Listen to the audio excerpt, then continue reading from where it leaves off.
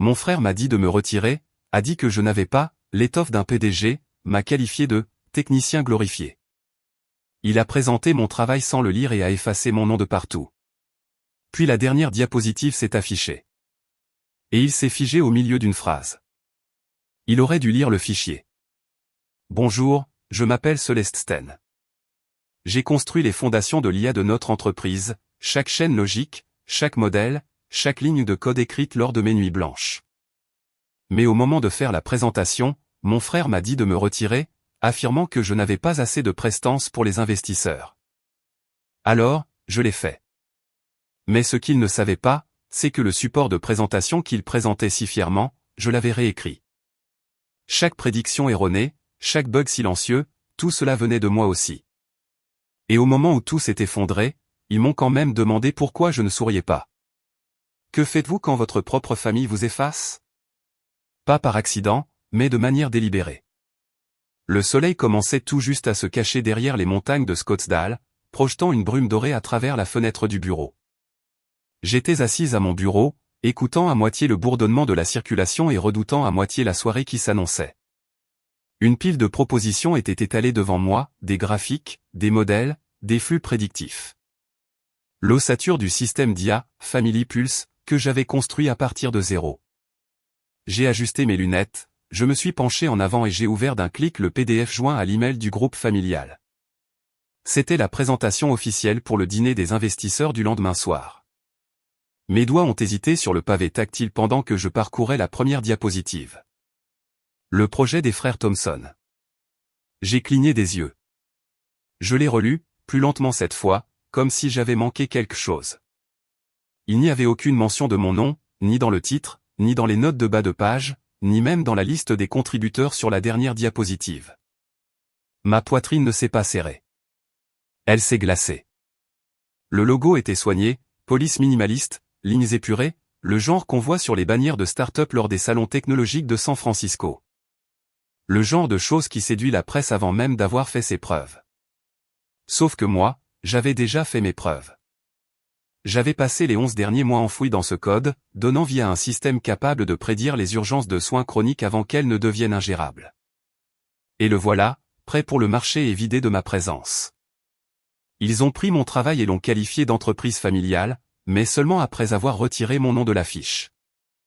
Je me suis levé, je suis allé dans la cuisine, j'ai versé de l'eau dans un verre et j'ai essayé de ne pas le claquer sur le comptoir. Ça va, Cel? La voix de Dorian a résonné derrière moi. Je ne l'avais même pas entendu entrer. Je me suis retourné. Il était déjà à moitié entré, à moitié sorti de mon appartement, comme si chez moi il y avait une porte-tambour et qu'il n'était qu'un visiteur de passage. Il s'est dirigé droit vers la table à manger, s'est installé sur une chaise, puis a brandi la présentation des investisseurs sur son téléphone comme un trophée. Pas mal, hein? J'ai un peu nettoyé la présentation, je l'ai rendue plus digeste pour les costards cravates. Par nettoyer, tu veux dire que tu m'as effacé, ai-je dit d'un ton plat. Dorian a cligné des yeux, a feint la confusion, puis a affiché ce sourire caractéristique qui lui permettait autrefois d'échapper aux contraventions. Oh, allez, Cel. Ce n'est pas comme ça. Tu sais que les investisseurs réagissent mieux lorsqu'il y a un point de contact unique. Tu es brillante, mais tu sais comment tu es. Technique, silencieuse, intense. J'ai écrit le code. J'ai conçu le modèle. Je l'ai présenté à la clinique pilote de Mesa. Je ne te pousse pas dehors, a-t-il dit en se penchant en avant. C'est juste que les investisseurs font confiance à une main ferme. Et j'ai déjà l'habitude de ce genre d'auditoire. Tu es encore en train d'apprendre les ficelles du métier. J'ai laissé ces mots flotter dans l'air. Il utilisait sa voix calme, celle qui semblait raisonnable quand on ne savait pas qu'elle était répétée. Ma mâchoire s'est serrée. Je l'ai regardé, sans colère, juste lucide, éveillé. Je le regardais réécrire l'histoire, planter une graine de doute dans l'espace que nous avions construit ensemble. C'est toi le visage du projet, hein, ai-je dit en me rassoyant, tournant l'écran de mon ordinateur vers lui. Alors espérons que ce visage saura répondre quand on lui demandera comment la boucle logique récursive gère les anomalies temporelles dans les données des patients. D'un geste de la main, il a balayé ma remarque. On reviendra sur les détails techniques plus tard. C'est ton rôle, non? Mon cœur ne s'est pas emballé. Cela aurait été trop généreux. Ce que j'ai ressenti était plus froid. Je n'étais plus surprise. Et c'est cela qui m'effrayait le plus. Dorian s'est levé, a lissé sa chemise et a jeté un coup d'œil à l'heure. Écoute, je dois passer au pressing avant la fermeture. Fais-moi confiance sur ce coup-là, d'accord? Je n'ai pas répondu. Il a hésité sur le pas de la porte. On forme toujours une équipe, la porte s'est refermée derrière lui avant que je ne puisse décider si je le croyais. J'ai fixé l'écran pendant un long moment après cela. Pas seulement les diapositives, mais l'absence. Mon absence. Et j'ai repensé à toutes les nuits passées debout à modéliser des branches de secours, à construire le moteur principal, à corriger des fuites de mémoire pendant que Dorian dormait ou réseautait dehors. Ils l'ont appelé le projet des frères Thompson. C'était presque drôle. Presque. J'ai ouvert un disque sécurisé, j'ai cliqué sur Nouveau dossier et je l'ai nommé Récupération. À l'intérieur, j'ai commencé à sauvegarder le vrai travail, la vérité brute, sans marque. La version qui ne planterait pas lorsque les questions deviendraient techniques. Je l'ai crypté, sauvegardé et téléchargé à nouveau sur un système cloud secondaire sous un pseudonyme que moi seul connaissais. Plus tard cette nuit-là, je me suis assise par terre dans mon salon, l'ordinateur portable sur les genoux, tandis que la brise du désert s'engouffrait par l'entrebâillement de la fenêtre. Personne n'avait jamais dit explicitement que je ne pouvais pas diriger. Ils ne m'ont juste jamais donné le micro. Ils s'arrangeaient toujours pour que quelqu'un d'autre le tienne déjà quand j'entrais dans la pièce. Et maintenant, ils étaient montés sur scène, me laissant avec le script. Ce serait leur erreur. J'ai regardé à nouveau l'écran. La barre de chargement de ma sauvegarde sécurisée s'est terminée par un léger tintement. Si je ne suis pas le visage, ai-je chuchoté en m'appuyant contre le mur, alors il est peut-être temps qu'il rencontre le cerveau. Le restaurant n'avait rien d'extravagant, c'était juste un de ces endroits familiaux et soignés qui essayaient un peu trop d'avoir l'air rustique.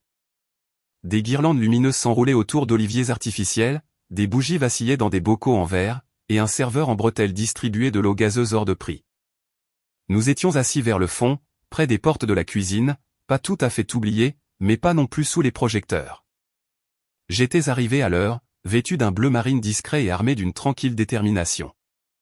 Dorian est arrivé avec 5 minutes de retard, comme toujours, saluant tout le monde avec cette assurance travaillée qu'il portait comme un parfum, forte, conçue pour durer.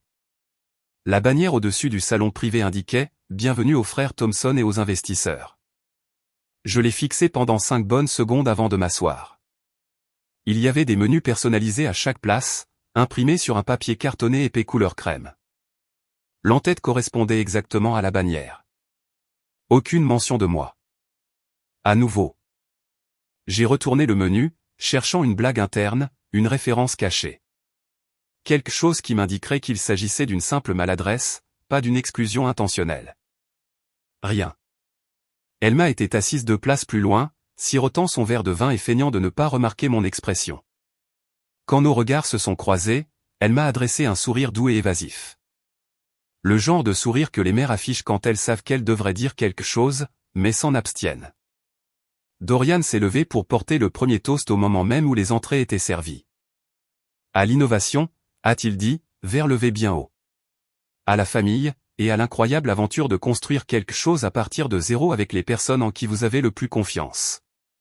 Tout le monde a applaudi.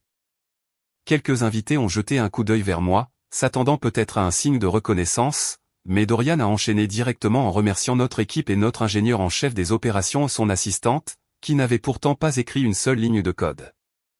Il n'a pas prononcé mon nom. Il y a quelque chose de terrible à voir les gens célébrer votre travail sans savoir que c'est vous qui l'avez fait. Cela vous vide lentement de l'intérieur, comme des termites dans le bois. Silencieux, efficace, irréversible. Pendant le dessert, un homme dégarni d'un groupe de capital risque en santé s'est penché vers moi. Alors, vous êtes l'assistante de Dorian, c'est ça? J'ai bu une gorgée d'eau, puis j'ai posé le verre avec calme. Je suis sa sœur. Oh. Il a gloussé, me tapotant la main comme si j'étais un charmant oubli. Eh bien, vous devez être fier de vos frères. Sacré duo. Je ne l'ai pas corrigé. Pas à ce moment-là. Pas ici. Pas avec 30 personnes entre moi et la porte. À la place, Je me suis laissé aller au souvenir. Il y a 2 semaines, lors d'un appel Zoom avec nos conseillers et quelques partenaires de la première heure, j'avais essayé d'expliquer la couche logique prédictive intégrée dans la structure de l'IA. C'était la pièce maîtresse qui différenciait notre modèle, ce qui lui donnait sa valeur à long terme. Au milieu de mon explication, Dorian m'avait coupé le micro. Ne submergeons pas le groupe avec du jargon, avait-il dit avec fluidité. Restons à un niveau global. Personne ne s'est posé de questions. Personne ne m'a redonné la parole. Ils se sont contentés de hocher la tête, le regard vide, pendant qu'ils passaient à la diapositive suivante remplie de mots à la mode et de métriques creuses. Je n'ai plus dit un mot de toute la réunion. C'est drôle. En technologie, on parle de commande vocale. Mais que se passe-t-il lorsque votre voix est précisément ce qu'il redoute? J'ai commencé à prendre des notes après cela.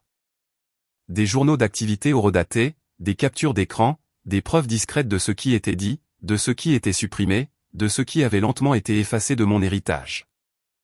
De retour à la table du dîner, j'ai repoussé mon assiette. Je n'avais pas faim. Elma s'est penchée et a chuchoté, c'est juste du marketing, Celeste Sten. Ne le prends pas personnellement. Je me suis tourné vers elle et j'ai dit sans émotion, je ne le prends pas personnellement. Je le prends au sérieux. Elle a cligné des yeux, puis a de nouveau fixé son verre de vin. À l'autre bout de la table, Dorian riait avec un consultant de Denver, déjà en train d'inventer le chapitre suivant.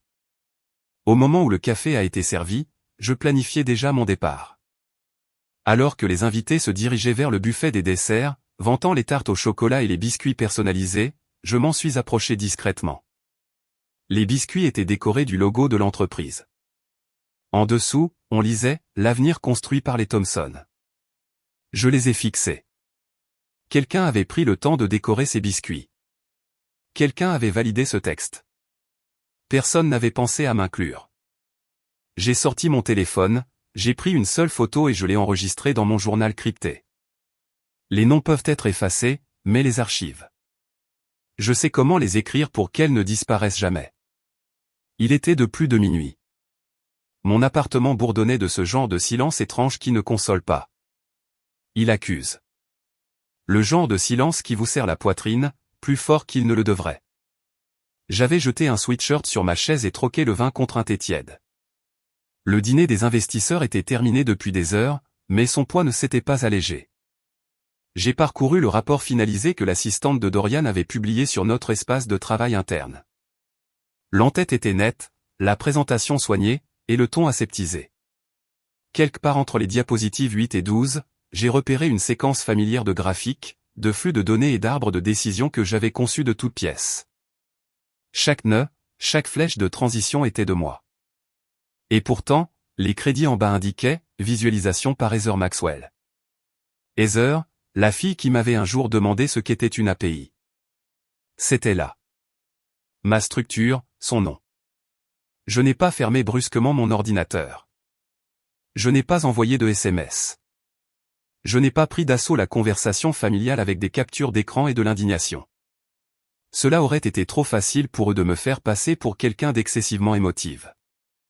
Au lieu de cela, j'ai ouvert un serveur distinct que j'utilisais rarement, configuré quelques années auparavant pour des projets qui n'avaient jamais vu le jour.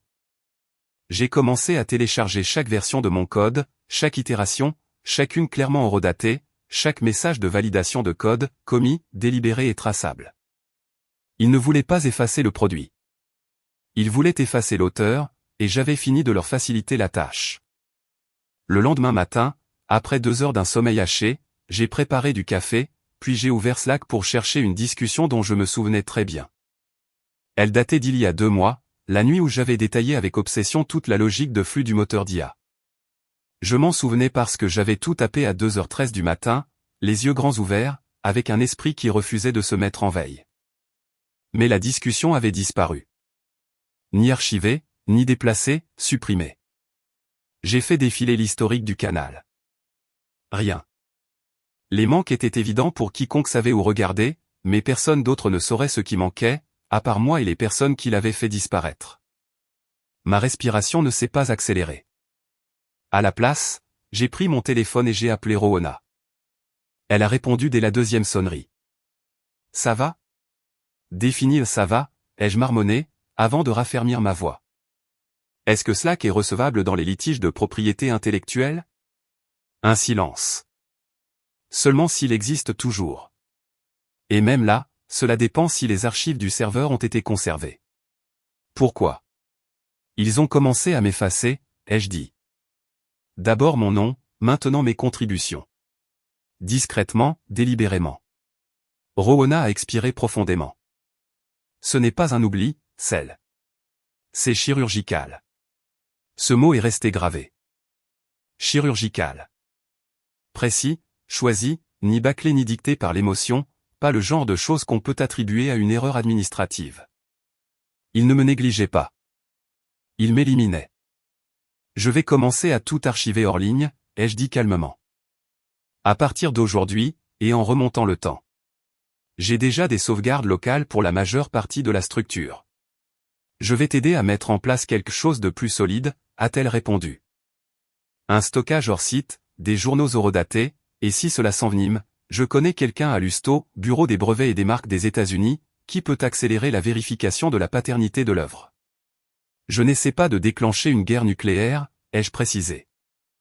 Je sais, mais parfois, tenir les allumettes est la seule façon d'empêcher la maison de brûler. J'ai raccroché, ouvert un nouveau document et commencé à rédiger un journal numérique. Des journaux horodatés de chaque conversation, de chaque modification de fichier, de chaque réunion. Je ne préparais pas des révélations fracassantes. Je préparais une assurance. Pas pour me venger, mais pour la vérité. Plus tard ce jour-là, un blog technologique a fait vibrer mon téléphone. J'ai appuyé distraitement sur la notification et j'ai vu le titre, au cœur de l'intelligence rationalisée de Family Pulse, l'approche élégante d'une CTO. L'image à côté montrait Heather debout devant un tableau blanc. Je pouvais distinguer le code flou derrière elle. C'était le mien. Mes doigts ont plané au-dessus de l'écran. Puis j'ai simplement appuyé sur enregistrer en PDF et je l'ai ajouté au dossier d'archives. Je n'avais pas besoin de crier. J'avais besoin de me souvenir. La preuve ne crie pas. Elle chuchote jusqu'à briser le silence. Le soleil s'est à nouveau couché pendant que je tapais le nom du fichier de ma propre copie de l'architecture. Celui-ci ne serait ni touché, ni renommé, ni distribué à mon insu. Thomson AIV2 codé par Celeste Sten uniquement. Je l'ai enregistré, crypté et verrouillé sur un disque dur que j'ai placé dans un coffre-fort ignifuge sous le plancher de mon placard. Il pouvait faire semblant autant qu'il le voulait. Effacez-moi si ça vous chante. J'ai déjà réécrit l'histoire. L'air printanier de Scottsdale s'était juste assez rafraîchi en début de soirée pour que les portes-fenêtres de la maison de mes parents restent ouvertes, laissant entrer le faible bruissement du vent du désert. L'arrière-cour de Harland et Elma ressemblait encore exactement à celle de mon enfance. Impeccablement entretenue, mais d'une stérilité émotionnelle totale.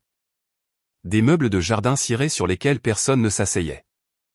Des lampes solaires qui ne diffusaient jamais la moindre lumière chaleureuse.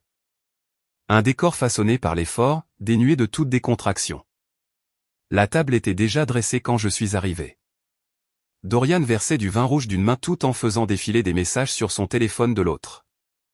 J'ai pris le siège le plus éloigné de lui, non par dépit, mais par réflexe de survie. La place d'où l'on peut voir tout le monde et n'échapper à personne. Les banalités bourdonnaient comme des parasites. Elle m'a parlé des nouvelles de l'église. Harland marmonnait au sujet des frais de copropriété. Dorian lançait du jargon technologique pour se donner de l'importance. J'ai attendu un silence qui ne venait jamais vraiment, puis j'ai fini par prendre la parole. Je n'ai pas pu retrouver la discussion Slack, ai-je dit calmement. Celle de mars. La décomposition de la logique du système. Harland n'a pas levé les yeux de son assiette. En quoi cela importe-t-il pendant le dîner, Celeste Sten? Parce qu'elle a été supprimée, ai-je répondu. Tout comme mon nom dans les rapports et dans les registres. Le travail est toujours là, mais plus l'auteur. Dorian a expiré de manière théâtrale. Est-ce qu'on peut éviter de faire ça ici? Je pose la question parce que cela continue de se produire, ai-je poursuivi. Harland a enfin daigné me regarder, et j'aurais préféré qu'il s'en abstienne, car ce que j'ai vu dans ses yeux n'était ni de la confusion ni de l'inquiétude.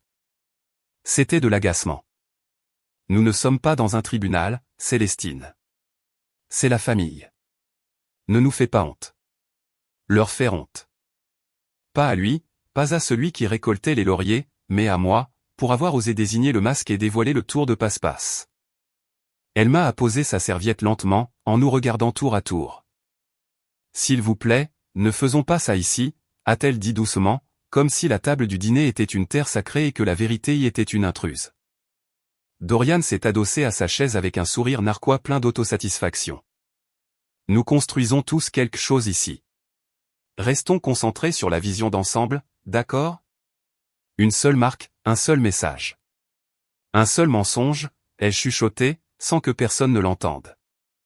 Ou peut-être m'ont-ils entendu, mais il était plus facile de faire semblant de rien. Je n'ai plus prononcé un mot. J'ai fini mon verre, j'ai posé ma fourchette et je me suis levé. Personne n'a bougé. Personne n'a demandé de rester. Alors que je quittais la terrasse pour entrer dans la maison, elle m'a appelé. Juste mon nom, sans supplique, sans pause, simplement, Celeste, comme si le prononcer suffisait. Je ne me suis pas retourné. Quand je suis rentré, les lampadaires étaient allumés et une odeur de jasmin commençait à flotter dans la nuit. J'ai retiré mes talons d'un geste brusque, j'ai enlevé ma veste et je me suis assise en silence au comptoir de la cuisine. Un signal sonore de mon ordinateur m'a ramené vers l'écran. LinkedIn. Un nouveau message. Il provenait d'un compte anonyme. La photo de profil était vide. Le nom, code observé 19. Je l'ai ouvert. Je travaille sous la direction de votre frère. J'ai vu vos fichiers. Votre nom est partout dans les registres de compilation. Ce n'est pas lui qui a écrit ce code. J'ai fixé ces mots pendant un long moment. Ils ne m'ont pas consolé. Ils ont simplement confirmé mes soupçons. J'ai répondu, pourquoi me dites-vous cela? La réponse est arrivée moins d'une minute plus tard, parce que ce silence me ronge moi aussi. Je me suis adossé à ma chaise. La lueur de l'écran éclairait le coin de la note que j'avais griffonnée des semaines auparavant, ma propre liste de signaux d'alarme. Soudain, ce n'était plus de la paranoïa, c'était un précédent. J'ai ouvert un nouveau dossier sur mon disque crypté intitulé Phase 1 protocole de vérité. À l'intérieur, j'ai commencé à téléverser des fichiers bruts, des registres, des preuves de paternité du code, toutes ces pièces qu'ils avaient tenté de rendre invisibles. S'ils voulaient me réduire au silence, ils auraient dû tout supprimer, mais ils ont oublié une chose fondamentale.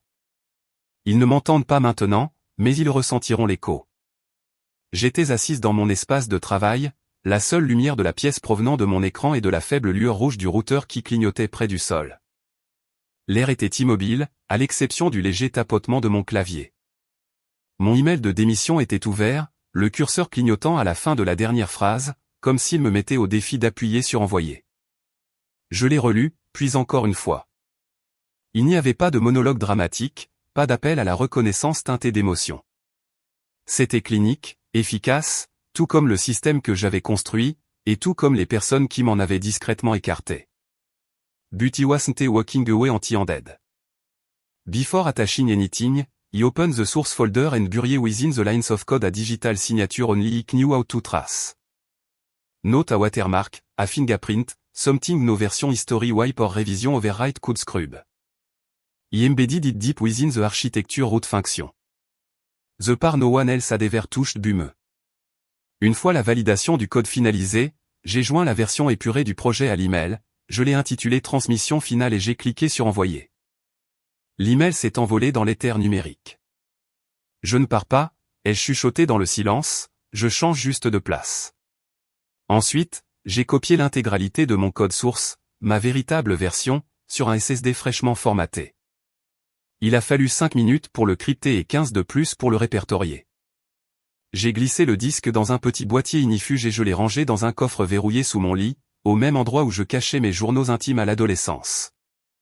C'était poétique, d'une certaine manière. Sauf que cette fois, ce que je protégeais ne relevait pas des sentiments. C'était des faits. Le lendemain matin, je suis entré dans l'espace de coworking du centre-ville comme si de rien n'était. Le hall vitré miroitait sous la lumière matinale, et une odeur de café serré un peu brûlé flottait dans l'air. Mon code d'accès fonctionnait toujours. Dans l'une des salles de conférence vitrées, Dorian faisait déjà la loi. La moitié du conseil d'administration était assise autour de la table. L'autre moitié participait par visioconférence. Son assistante se tenait à proximité, hochant la tête et souriant, tapant occasionnellement ce que je supposais être des notes de réunion soigneusement épurées. Je ne suis pas entré. Je suis resté dehors, derrière une cloison dépolie, buvant à petites gorgées un café dont je ne voulais pas. Tout en écoutant, j'ai vu Dorian afficher une diapositive. Ma diapositive, la version simplifiée. Sauf que je l'avais très légèrement réécrite. J'avais changé des noms de variables, inversé 2 chaînes logiques, et intégré une légère incohérence qui fausserait toute analyse un peu poussée. Et voilà qu'il l'expliquait avec une assurance qui m'aurait fait rire si elle n'avait pas été si pathétique. Un investisseur a levé la main, désolé, je ne suis pas. Pourquoi le modèle de demande inverse-t-il sa logique après le 2e trimestre? Dorian s'est arrêté, a cligné des yeux, s'est raclé la gorge, ce doit être une erreur d'affichage. Nous reviendrons vers vous avec la version mise à jour. Personne n'avait l'air convaincu. J'ai regardé Dorian ajuster son col. Le même col qu'il portait depuis des années, comme une armure, comme si l'apparence comptait plus que la précision. Il a essayé de réorienter la conversation. Il a trébuché sur des acronymes qu'il ne comprenait pas. Chaque mot qui sortait de sa bouche était un aveu encore plus flagrant que le précédent. Il me voulait silencieuse. Ils avaient oublié que je parlais toujours le langage informatique. Après la réunion, je suis passé devant l'espace de travail principal, faisant semblant de consulter mes emails en traversant le couloir. Sur le mur, juste à l'extérieur de la cellule de développement, quelqu'un avait réimprimé un schéma de notre système. Mon schéma, sauf qu'il portait désormais une nouvelle étiquette dans un coin, conçu par Dorian Thompson. Pas de note de bas de page, pas de mention de la source. J'ai pris un feutre effaçable rouge sur la table à côté de l'imprimante, je me suis approché du tableau et j'ai écrit une seule phrase à côté du schéma, consultez les registres. La vérité laisse des traces. Puis j'ai remis le capuchon sur le feutre, je l'ai reglissé dans le pot et je suis parti sans dire un mot. 2 jours après la réunion de stratégie, j'étais de retour dans les locaux de Family Pulse, mon badge toujours actif, mon café à la main, mes nerfs solidement dissimulés sous une couche d'immobilité délibérée. Le bâtiment bourdonnait autour de moi comme n'importe quel autre jour. Les badges bipaient, les talons claquaient sur le carrelage, et se déployait cette fausse bonne humeur de gens faisant mine de ne pas voir que le navire prenait l'eau. J'avais une seule tâche ce matin-là, récupérer les registres d'accès. Depuis la discrétion d'un bureau dans un coin reculé que j'avais tranquillement réapproprié, je me suis connecté à mon système miroir privé, un environnement indépendant que j'avais configuré des mois auparavant. À l'époque où je pensais encore avoir besoin d'un espace d'essai propre pour tester des modèles. Aujourd'hui, c'était devenu ma bouée de sauvetage. En quelques frappes, les journaux d'accès se sont affichés à l'écran. Mes yeux ont suivi les horodatages. Dorian avait ouvert la version préliminaire de la présentation. Celle que j'avais simplifiée et modifiée. Quant à la présentation complète et finale, il ne l'avait jamais touchée, pas même ouverte pour un aperçu. J'ai fixé l'écran. Ce n'était pas un choc, c'était une confirmation. Il n'avait même pas ouvert le vrai fichier. Il vendait une vision qu'il n'avait jamais comprise. J'ai exporté le registre d'accès, je l'ai certifié par une clé SHA 256 et je l'ai déposé dans un dossier crypté intitulé Preuve écart d'accès. Puis, j'ai ouvert ma messagerie et j'ai transféré le registre à une boîte de réception sécurisée accessible uniquement par moi et Rowana. 10 minutes plus tard, sa réponse est arrivée, c'est parfait. Ils ont construit leur argumentaire sur une structure vide. J'ai laissé ces mots résonner avant de fermer mon ordinateur. Cette nuit-là, je me suis assise dans mon appartement plongé dans le noir, avec pour seule lumière le faible éclat de mon écran et de mon téléphone, illuminant le salon comme un hôtel dédié à tout ce que les gens croient pouvoir enterrer. Un message est arrivé dans ma boîte de réception sécurisée. Objet, tu dois écouter ça. C'était de Milo. Le discret et fiable Milo, le genre d'ingénieur débutant que tout le monde ignore parce qu'il ne coupe pas la parole aux gens en réunion. Il avait joint un fichier audio. J'ai appuyé sur lecture. Au début, il y avait des grésillements. Puis la voix de Dorian, claire comme du cristal. C'est une technicienne, pas une présentatrice, disait-il. Nous avons besoin de lignes épurées, d'un marketing soigné, il faut que ce soit attrayant, pas de confusion. Quelqu'un d'autre a marmonné son accord. Puis un autre a enchaîné, elle est trop intense. Le public réagit mieux à quelqu'un de plus charismatique. Mon poing s'est serré sur la coudoir du canapé sans que je m'en rende compte. J'ai écouté le fichier 2 fois. La première fois avec colère, la seconde avec précision. Puis je l'ai enregistré sous un nouveau répertoire, preuve primaire enregistrement vocal.mp3. Il n'y aurait plus de confrontation dans les salons ou autour de nappes blanches. Il ne s'agissait pas de crise de colère ou de sentiments blessés. C'était de la documentation, de la stratégie. J'avais des preuves désormais, et il n'en avait aucune idée. Il pensait m'avoir effacé. Il bâtissait un empire sur des fondations qui m'appartenaient toujours, octet par octet. Je n'allais pas le détruire. J'allais simplement le laisser s'effondrer. À minuit, j'avais rassemblé tous les fils numériques que j'avais tissés au cours des 6 derniers mois. Mon répertoire privé contenait désormais plus de 300 fichiers, registres, ébauches, comigy, capture audio.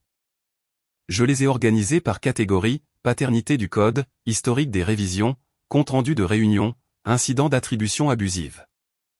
J'ai nommé le dossier principal Thomson IOF by Canada. Mon écran s'est obscurci automatiquement, clignotant doucement avant de passer en mode veille, mais je n'étais pas prêt à me reposer. J'ai ouvert un dernier dossier. À l'intérieur, 2 fichiers clignotaient, Family Pulse Final, faux.pptx et Célestine Architecte Original.pptx. Je me suis adossé, respirant dans le calme qui a suivi. De la clarté. Pas de la paix, mais de la détermination. Voyons ce que le monde fera quand la véritable histoire sera enfin compilée. L'email de Rowana était court. Une seule phrase, sans fioriture, Dorian présente devant le comité d'investissement cet après-midi, 15h pile. Je l'ai lu assise à la terrasse du café de Family Pulse, devant un café devenu froid depuis longtemps. Mes mains ne tremblaient pas. Plus maintenant. Il n'y avait plus rien à craindre. Surtout quand les dégâts n'étaient pas de mon ressort, mais du leur à découvrir. À l'étage, la salle de conférence vitrée était en pleine effervescence, cravate, tablette et tension palpable. Je ne suis pas entré. Je n'en avais pas besoin. J'ai trouvé un box vide 2 portes plus loin, je me suis connecté au flux Zoom sous un compte invité et j'ai regardé à travers un écran muet. Dorian était en pleine représentation, manches retroussées, voix assurée, chaque geste chorégraphié. Il souriait même aux membres du conseil d'administration comme s'il s'agissait de vieux amis plutôt que d'un panel de requins. La présentation a commencé proprement.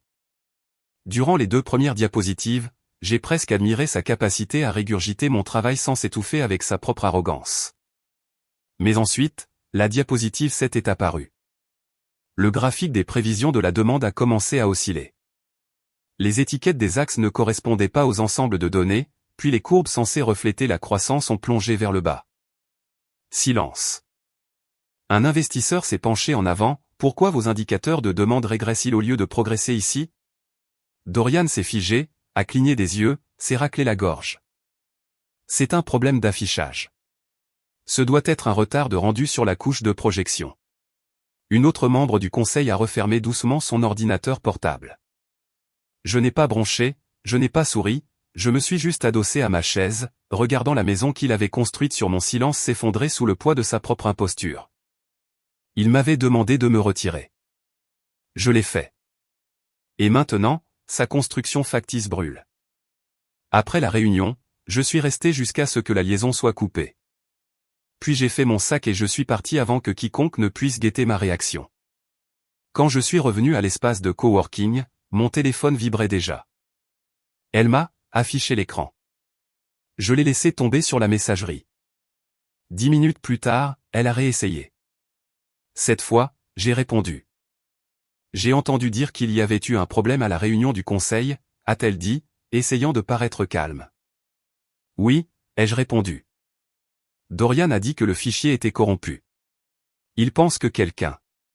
Je n'ai rien saboté, maman, ai-je dit, lui coupant la parole. Je leur ai donné exactement ce qu'ils demandaient. De l'espace. Elle a soupiré, comme si cela la décevait d'une certaine manière. J'aurais juste aimé que tu sois là, a-t-elle dit.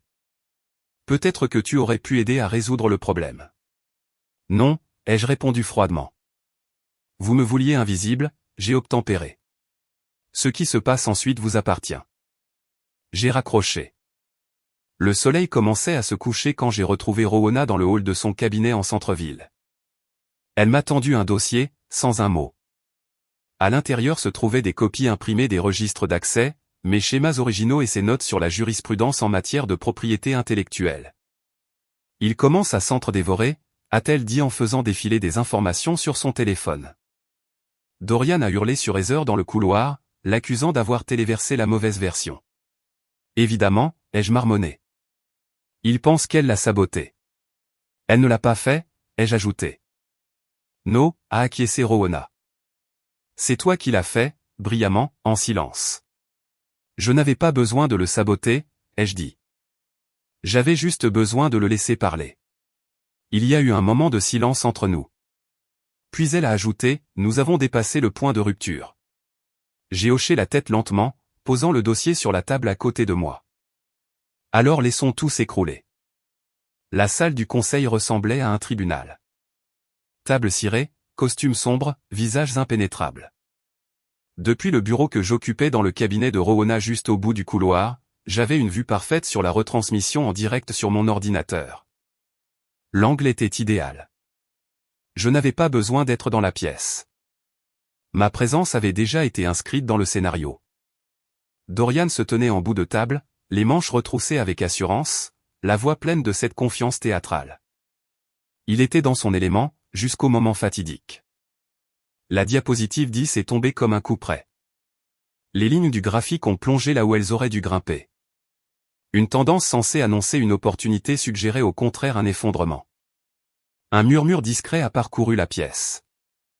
Un homme en blazer bleu marine, le représentant du fonds d'investissement, s'est penché en avant. Est-ce votre équipe qui a conçu cette architecture?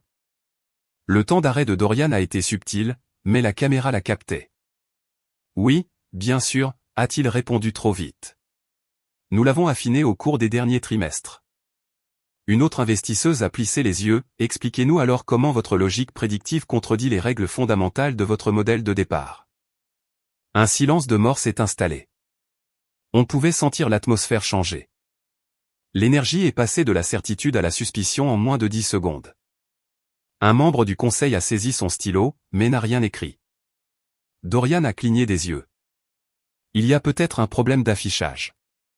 Nous allons procéder à des vérifications croisées. Mais... Sauf que plus personne ne l'écoutait.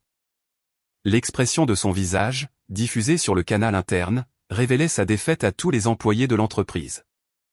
Sa voix, qui avait été son bouclier, n'était plus qu'un bruit de fond. Je n'ai pas scié. Il pensait que c'était son heure de gloire. Il ne savait pas que la note finale ne lui appartenait pas. Alors que la présentation s'achevait péniblement, le projecteur a vacillé, puis a affiché une toute dernière diapositive. Personne dans la salle n'avait cliqué pour l'afficher. Le fond est devenu noir. Un texte blanc est apparu, net et centré, structure originale conçue par Célestine Monsieur Anderson. En dessous figuraient les liens vers les comities, les horodatages de création, les clés de cryptage numérique, ma signature. Il y a eu un temps d'arrêt, puis une inspiration collective, suivie de 3 secondes de silence avant que ma voix ne retentisse. Préenregistré, calme, délibéré, chaque ligne de code a une mémoire. Je me souviens de qui a écrit ceci. L'écran s'est figé, puis est passé au noir. Rowena n'a pas bougé. Moi non plus. À cet instant, je n'étais plus le fantôme de l'arrière-plan. J'étais le système.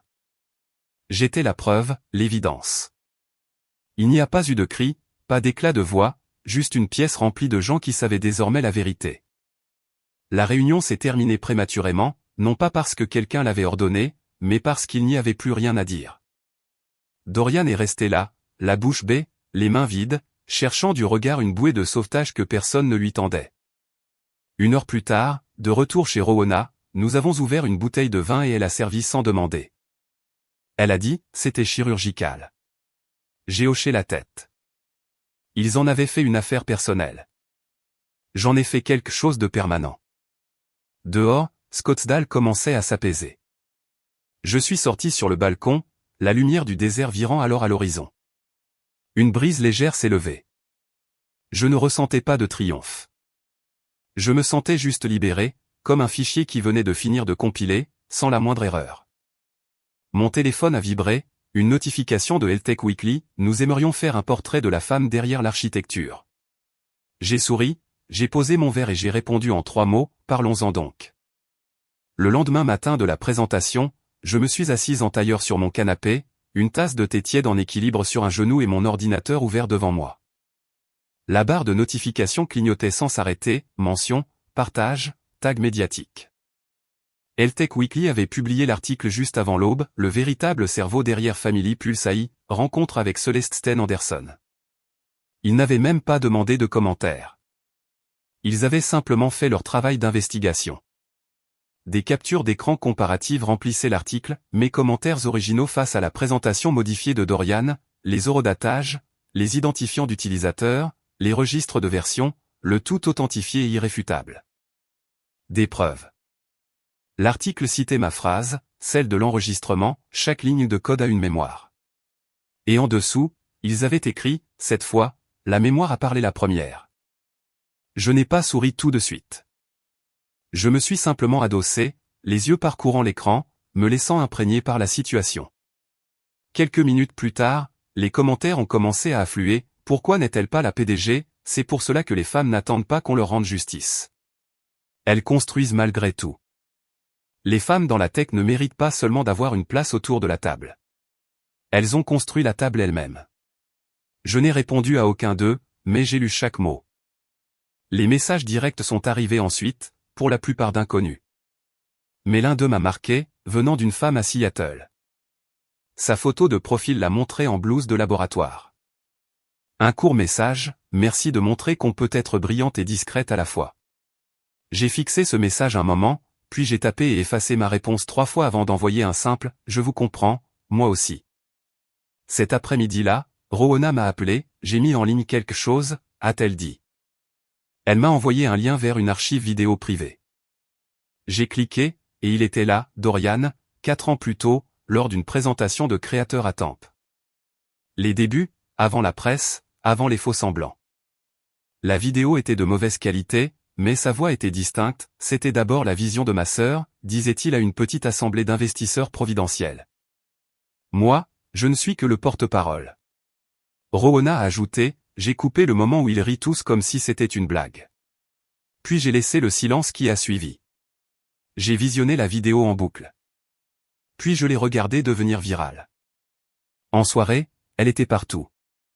Chaque article qui m'avait ignoré avait désormais été corrigé. Les investisseurs se sont retirés des contrats en cours. 2 membres du conseil d'administration ont convoqué une réunion d'urgence pour discuter de la structure de direction. Pendant ce temps, Dorian est resté totalement silencieux. Pas un tweet, pas une déclaration, pas la moindre tentative de détourner l'attention. Je n'avais pas besoin de jubiler. Les preuves faisaient tout le travail. J'ai passé le reste de la soirée sur la terrasse arrière, l'ordinateur fermé, écoutant le vent murmurer contre la porte vitrée. Pour une fois, je ne planifiais pas mon coup suivant. Je n'élaborais pas de stratégie. Je respirais. La vérité n'a pas besoin d'être défendue quand elle s'appuie sur des preuves. On n'a pas besoin de hausser le ton quand la pièce est enfin assez calme pour qu'on entende les faits. Ma boîte de réception a émis un signal. Objet, avis de restructuration de la direction, effet immédiat.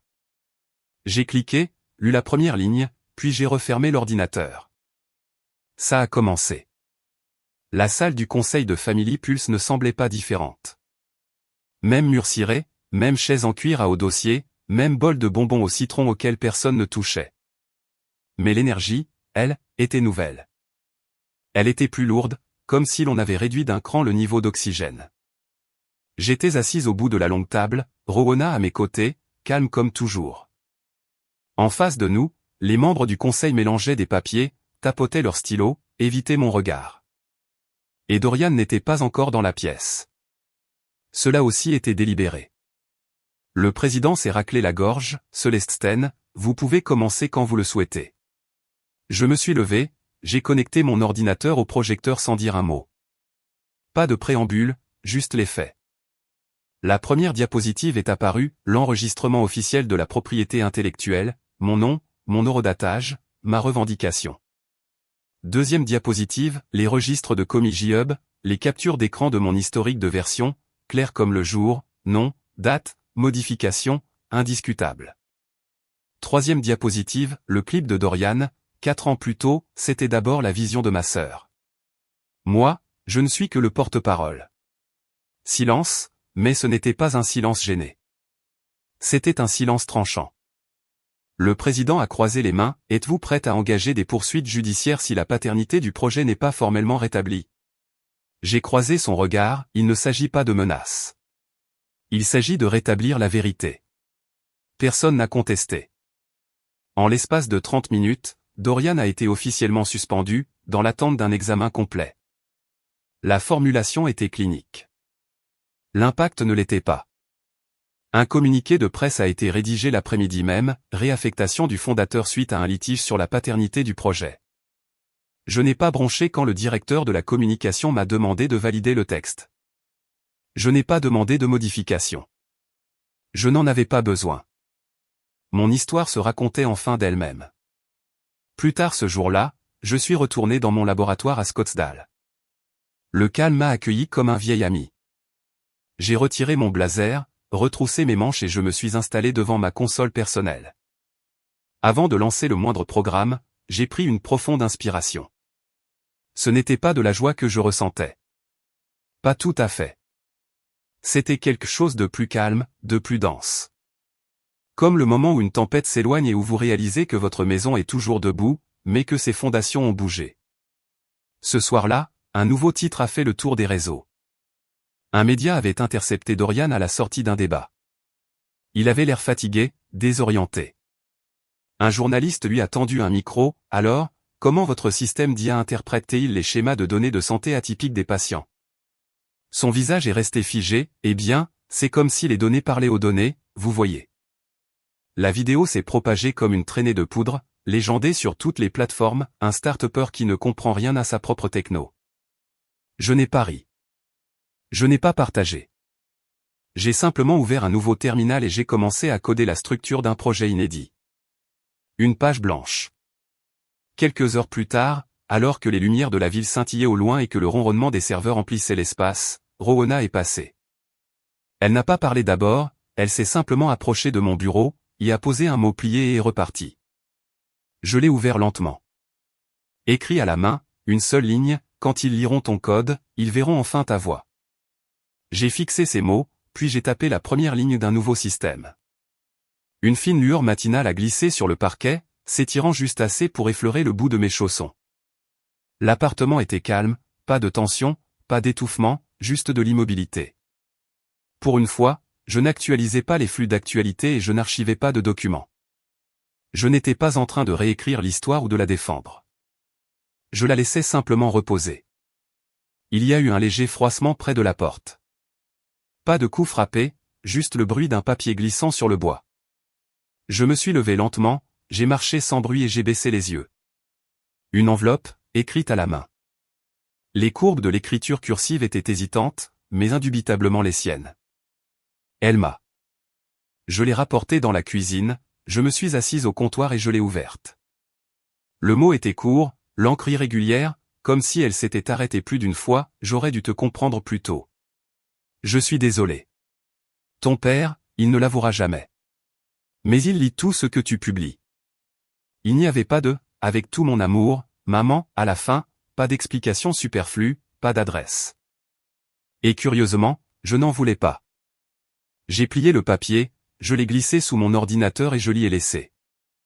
Non pas parce qu'il avait une signification romantique, mais parce qu'il reconnaissait enfin ce que j'avais toujours connu. Quelqu'un m'avait vu. Sans sollicitation, sans mise en scène, juste vu. J'ai passé l'heure suivante à marcher pieds nus dans l'appartement, pensant à toutes les versions de moi-même que j'avais enfermées dans des dossiers, plans de défense, contre-preuves, captures d'écran prêtes pour la confrontation. Elles avaient rempli leur rôle. Désormais, elles étaient des chaînes. J'ai ouvert mon disque, sélectionné chaque dossier étiqueté preuve, pièce justificative, sauvegarde et j'ai cliqué sur supprimer. Pas une suppression de colère, pas un autodafé purificateur, juste un soulagement, comme lorsqu'on pose un sac à dos qu'on a oublié porter depuis des années. Je n'ai plus besoin de défendre ce qu'ils ne peuvent plus nier. Plus tard cet après-midi-là, elle m'a appelé. J'ai laissé sonner 4 fois avant de répondre. J'ai laissé quelque chose pour toi, a-t-elle dit doucement. Je sais, ai-je répondu. Je l'ai trouvé. Il y a eu un silence. J'aurais dû te le dire plus tôt. Tu l'as dit, ai-je répondu. C'est tout ce qui compte. Elle n'a pas demandé qu'on se voie. Je n'ai pas proposé non plus. Certaines conversations n'ont pas besoin de répétition. Certains silences évoluent. Après avoir raccroché, je suis retourné à mon poste de travail. Le laboratoire ne ressemblait plus à un bunker. Il me semblait accessible. Le mien, non pour me défendre, mais pour reconstruire. L'écran s'est allumé, et j'ai ouvert un nouveau document de présentation. Titre, réécrire les systèmes au-delà du code et de la famille. Celui-ci ne serait pas une réplique. Ce ne serait pas une révélation. Ce serait une réflexion. J'ai fixé le titre, puis j'ai tapé la première phrase, laissez-les venir au silence. J'ai fait la paix avec le bruit. Les projecteurs de la scène n'étaient pas agressifs. Ils étaient chaleureux, presque bienveillants. Ils tombaient doucement sur la moquette noire. La structure courbée derrière moi s'illuminait d'un titre sobre, en blanc, propriété, silence et l'avenir des femmes dans le code. Je suis resté immobile un instant, savourant pleinement le poids de ce moment. La conférence finale de la Tech Ethic Conference à San Francisco, devant une salle comble d'investisseurs, d'ingénieurs, de journalistes et d'étudiants. Mais je n'étais pas nerveuse. Pas cette fois. Je n'ai pas commencé par une diapositive de données. J'ai commencé par une photo.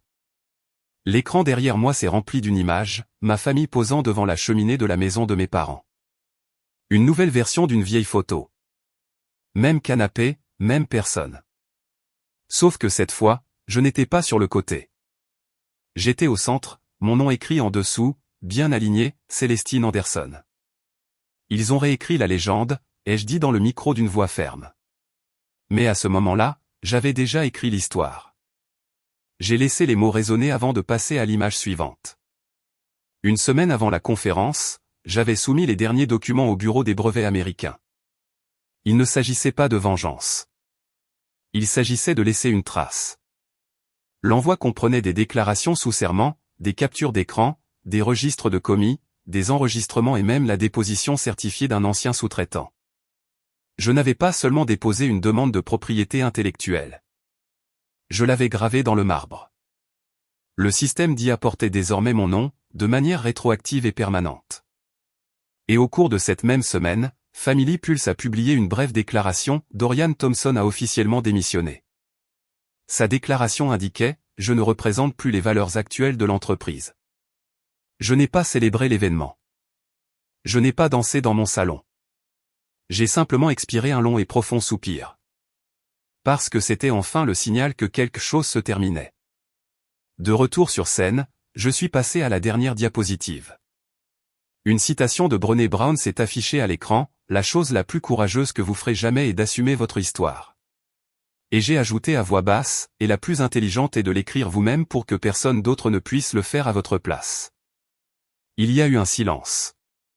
Puis les applaudissements. Des applaudissements debout, sincères, chaleureux. Non pas parce qu'ils étaient impressionnés, mais parce qu'ils comprenaient. Ensuite, alors que je quittais la scène, mon badge oscillant doucement, une jeune femme aux yeux sombres, un sac à dos sur l'épaule, m'a rattrapé. Elle avait environ 23 ans, l'air timide mais pleine d'espoir. « Est-ce que je peux vous demander quelque chose ?» a-t-elle murmuré. « Est-ce que vous accepteriez d'être mon mentor ?» J'ai souri. Non pas pour elle, mais pour la version de moi qui n'avait jamais eu le courage de poser cette question à qui que ce soit. « Trouvons un moment pour d'autres », ai-je répondu. Nous sommes sortis dans le couloir, le bruit de la conférence s'atténuant derrière nous. Je n'ai pas cherché à savoir si on nous regardait. Je n'ai pas attendu de reconnaissance. Cette fois, je n'ai pas regardé en arrière pour voir si quelqu'un me suivait.